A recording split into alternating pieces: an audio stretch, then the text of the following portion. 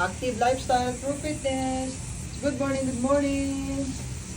March 20, 2025. It's day 62 mga ka-healthy. So, patuloy pa rin tayo sa pagja-jogging. So, kasarte tayo kanina dahil nagtagtong patapos na tayo sa rounds. Binagtag na yung ambon. So, suminaw tayo dito sa parang healthy nila. So, kita nyo naman sa background, makulimlim. So, talagang baka mamayang hapon yan. Uulan na yan ng malakas mga ka-healthy heart. Big shout out sa ating mga followers, viewers, and friends.